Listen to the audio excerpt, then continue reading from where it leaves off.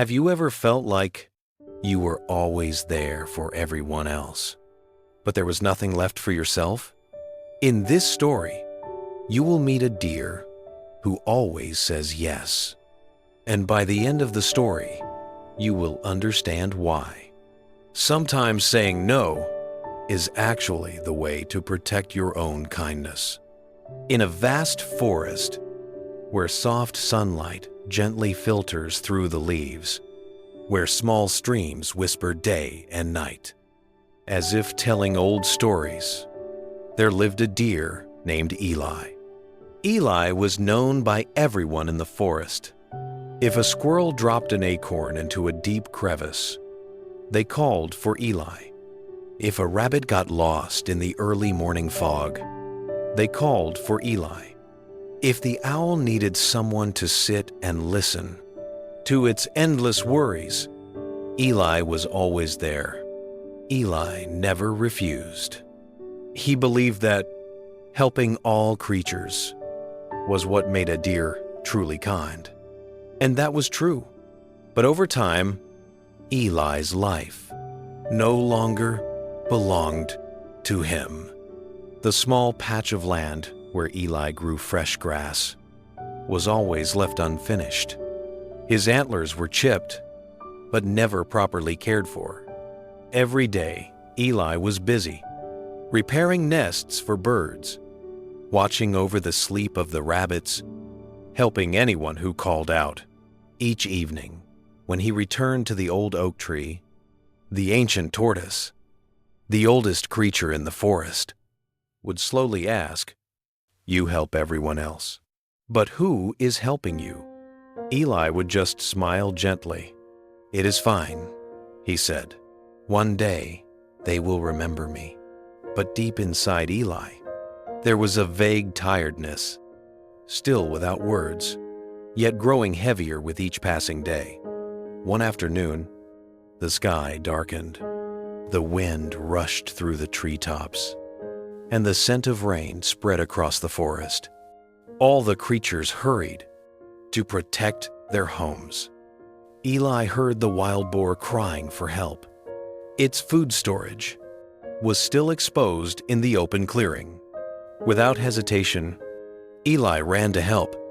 The two animals worked nonstop, shielding each bundle of food. But meanwhile, Eli's young grass field lay unprotected in the rain. The rain poured down violently. When Eli returned, everything had been washed away. He stood still in the rain, water dripping from his antlers, staring at the empty ground that had once been his hope. That night, the ancient tortoise softly said, "You saved the meals of the entire forest, except for your own." Eli did not answer, but in his heart, something quietly broke. The next morning, Eli went to see the old owl, who lived beside a deep waterfall in the forest. "I help everyone," Eli said, "but I feel empty inside. I am not tired from running. I am tired from always having to be there." The old owl quietly watched the rushing water, then asked, "This stream gives water to trees and animals alike. But if it forgets its own flow, what do you think will happen?" Eli answered softly, "It will overflow and destroy everything." The old owl nodded. Kindness also needs boundaries. Without boundaries, it will end up hurting you. Do not be everywhere for everyone. Be present for yourself. The old owl then offered a challenge. For 7 days, do not answer immediately when someone asks for help. Ask yourself, do I truly have the strength right now? If not, not today.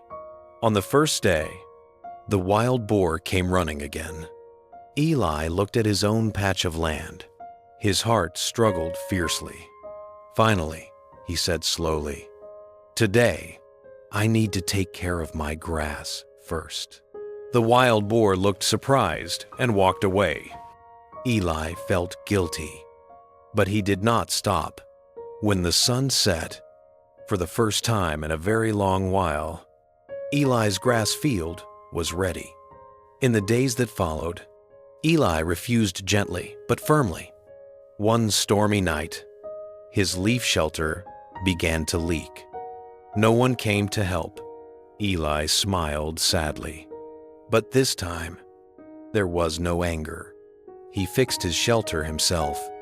Under the steady leaf roof, Eli whispered, "So this is what self-respect feels like." Time passed. Eli no longer ran all over the forest, trying to please everyone. He chose peace. And something strange happened. The other animals solved their own problems. No one made unreasonable requests anymore. Eli's grass grew lush and green. He became stronger and more at ease. And instead of being taken advantage of, Eli was respected. One day, the old owl asked, "Did the forest collapse when you stopped always being available?" Eli smiled. "No, everything just became better." If you were like Eli, always giving, but feeling empty inside, remember this: saying no does not make you a bad person. You are simply choosing peace over pressure. When you stop being present for everyone else, you finally become present for yourself. People only respect what you know how to protect, so protect your time, your energy, and your mind.